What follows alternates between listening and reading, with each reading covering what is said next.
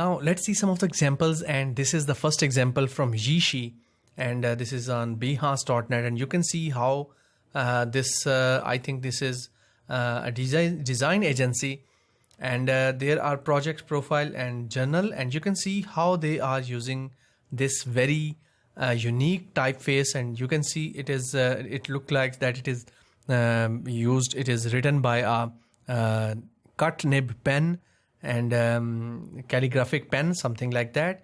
And you can see how they have used just two colors and this typeface to emphasize their style. Here you can also see the same typeface,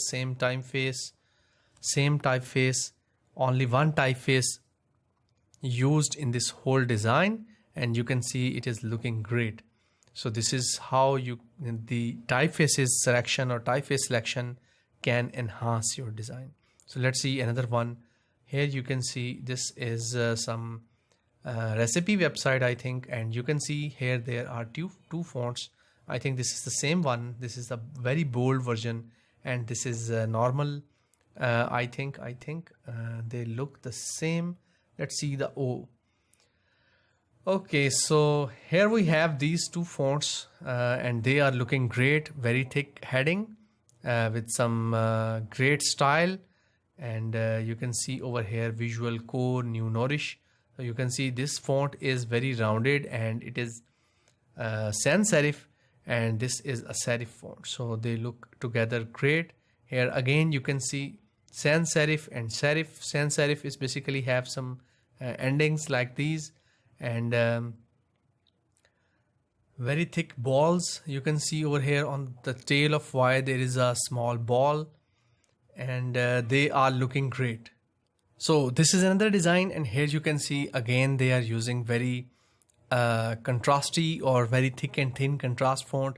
Here you can see in the top font, the bigger one, the heading font, there is a lot of contrast between different lines. It is also a serif font, and you can see in the subheading over here where it is written Oscar Wilde, it is a serif font, and it is a humanist, I think, a humanist font.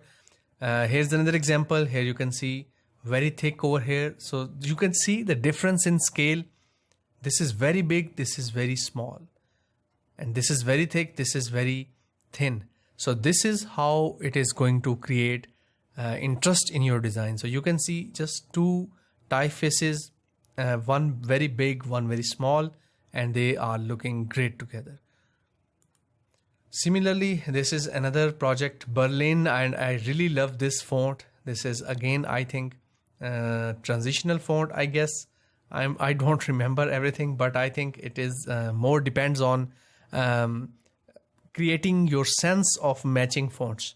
So you don't need to learn and remember every font style, but you can see over here the two fonts, one is sans-serif and one is serif. Sorry, the top one is serif, the bottom one is sans-serif, and it is more of a geometric font. You will learn about it. It is based on simple shapes, and this is basically they are looking great together. So if you look at their this is their app, so you can see how these two fonts are going great together.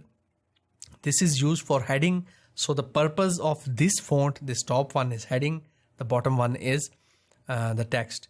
So this is how the whole app is using these fonts, and I hope you have enjoyed this lesson. So let's move on to the next lesson.